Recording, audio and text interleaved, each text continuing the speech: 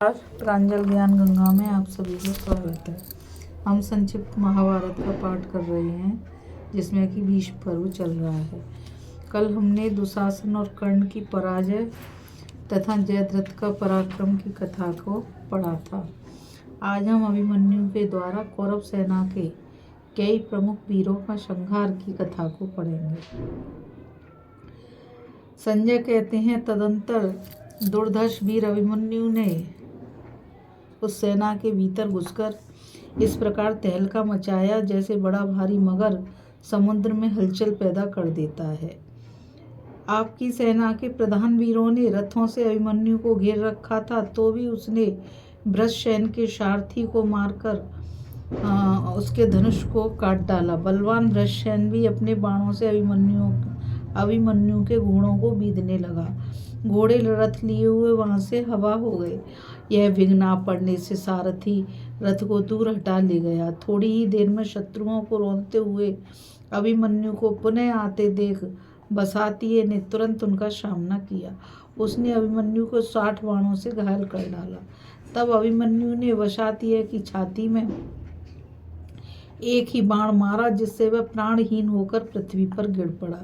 यह देख आपकी सेना के बड़े बड़े क्षत्रियों ने क्रोध में भरकर अभिमन्यु को मार डालने की इच्छा से घेर लिया। उसके साथ उनका बड़ा भयंकर युद्ध हुआ। अभिमन्यु ने कुपित हो उनके धनुष और बाणों के टुकड़े टुकड़े करके कुंडल और मालाओं से मंडित मस्तिष्क भी काट डाले। तत्पश्चात मद्रराज का बलवान पुत्र रुक्मरथ आया और डरी हुई सेना को आश्वासन देता हुआ बोला, वीरों डरो मत, मेरे रहते इस अभिमन्यु की कोई हस्ती नहीं, संदेह ना करो, मैं इसे जीते जी पकड़ लूंगा। यह कहकर वह अभिमन्यु की ओर दौड़ा और उसकी छाती तथा दाई भुजाओं में 3-3 बाण मारकर गर्जने लगा। तब अभिमन्यु ने उसका धनुष काट दिया और शीघ्र ही उसकी दोनों भुजाओं तथा मस्तिष्क को भी काटकर पृथ्वी पर गिरा दिया। राजकुमार रुक्मरथ के कई मित्र थे, वे भी रण में उन्मत्त होकर लड़ने वाले थे। उन्होंने अपने महान धनुष चढ़ाकर बाणों की वर्षा से अभिमन्यु को ढक दिया। यह देख दुर्योधन को बड़ा हर्ष हुआ। उसने यही समझा कि बस अब तो अभिमन्यु यमलोक में पहुंच गया। किंतु अभिमन्यु ने उस समय गंधर्व वस्त्रास्त्र का प्रयोग किया। वह अस्त्र बाणों की वृष्टि करता हुआ युद्ध में कभी 1, कभी 100 और कभी हजारों की संख्या में दिखाई देता था। अभिमन्यु ने रथ संचालन की कला और गंधर्वास्त्र की माया से उन राजकुमारों को मोहित करके उनके शरीरों के सैकड़ों टुकड़े कर डाले। कितनों के धनुष, ध्वजा, घोड़े, सारथी, भुजाएं तथा मस्तिष्क काट डाले। एक अभिमन्यु के द्वारा इतने राजपुत्रों को मारा गया देख दुर्योधन भयभीत हो गया। रथी, हाथी, घोड़ों और पैदलों को रणभूमि में गिरते देख वह क्रोध में भरा हुआ अभिमन्यु के पास आया। उन दोनों में युद्ध छिड़ गया। अभी क्षण भर भी पूरा नहीं हो पाया कि सैकड़ों बाणों से आहत होकर दुर्योधन भाग गया। दुर्योधन ने कहा, सूत, जैसा कि तुम बता रहे हो, अकेले अभिमन्यु का बहुत से योद्धाओं के साथ संग्राम हुआ तथा उसमें दुर्योधन नहीं, धृतराष्ट्र ने कहा, संजय से मतलब। धृतराष्ट्र ने कहा, सूत, जैसा कि तुम बता रहे हो, अकेले अभिमन्यु का बहुत से योद्धाओं के साथ संग्राम हुआ तथा उसमें विजय भी उसी की हुई। सहसा इस बात पर विश्वास नहीं होता। वास्तव में सुभद्रा कुमार का यह पराक्रम आश्चर्यजनक है, किंतु जिन लोगों का धर्म पर भरोसा है उनके लिए यह कोई अद्भुत बात नहीं है। संजय, जब दुर्योधन भाग गया और सैकड़ों राजकुमार मारे गए, उस समय मेरे पुत्रों ने अभिमन्यु के लिए क्या प्रयास किया? संजय ने कहा, महाराज, उस समय आपके योद्धाओं के मुंह सूख गए थे, आंखें कातर हो रही थीं, शरीर में रोमांच हो आया था और पसीने बह रहे थे। शत्रु को जीतने का उत्साह उनके अंदर नहीं रह गया था। सब भागने की तैयारी में थे। मरे हुए भाई, पिता, पुत्र, सुहृद संबंधी तथा बंधु बांधवों को छोड़कर अपने हाथी घोड़ों को जल्दी जल्दी हाँकते हुए रणभूमि से दूर निकल गए। उन्हें इस प्रकार हतोत्साह देखकर द्रोण, अश्वत्थामा, बृहदल बृहदवल, कृपाचार्य, दुर्योधन, कर्ण, कृतवर्मा और शकुनी ये सब क्रोध में भरे हुए समर विजयी अभिमन्यु की ओर दौड़े, किंतु अभिमन्यु ने इन्हें फिर अनेकों बार रण से विमुख किया। केवल लक्ष्मण ही सामने डटा रहा। पुत्र के स्नेह से उसके पीछे दुर्योधन भी लौट आया।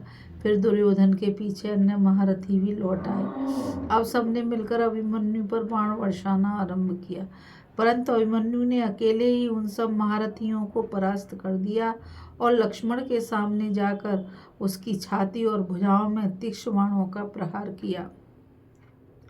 फिर लक्ष्मण से कहा, भाई एक बार इस संसार को अच्छी तरह देख लो, क्योंकि अभी तुम्हें परलोक की यात्रा करनी है।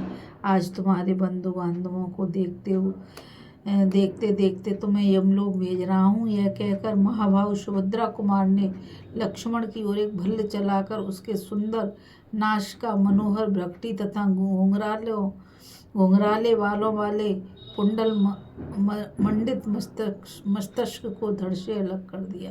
कुमार लक्ष्मण को मरा देख लोगों में हाहाकार मच गया। अपने प्यारे पुत्र के गिरते ही दुर्योधन के क्रोध की सीमा न रही। उसने समस्त क्षत्रियों से पुकार कर कहा, मार डालो इसे। तब द्रोण, कृप, कर्ण, अश्वत्थामा, बृहदवल तथा कृतवर्मा इन 6 महारथियों ने अभिमन्यु को चारों ओर से घेर लिया, किंतु अर्जुन कुमार ने अपने तीखे बाणों से घायल करके उन सबको पुनः भगा दिया और बड़े वेग से जयद्रथ की सेना की ओर धावा किया।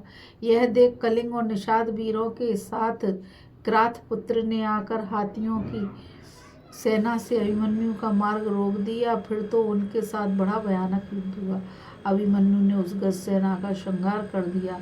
तदंतर क्राथ अर्जुन कुमार पर बाण समूह की वर्षा करने लगा। इतने में भागे हुए द्रोण आदि महारथी भी लौटे और अपने धनुष की टंकार करते हुए अभिमन्यु पर चढ़ाए, किंतु उसने अपने बाणों से उन सब महारथियों को रोककर क्राथ पुत्र को भली भांति पीड़ित किया। फिर असंख्य बाणों की वर्षा करके उसके धनुष, बाण, केयूर, बाहु, मुकुट तथा मस्तक को भी काट डाला। साथ ही उसके छत्र, ध्वजा, सारथी और घोड़ों को भी रणभूमि में गिरा दिया। क्राथ के गिरते ही सेना के अधिकांश योद्धा विमुख होकर भागने लगे। तब द्रोण आदि 6 महारथियों ने पुनः अभिमन्यु को घेरा।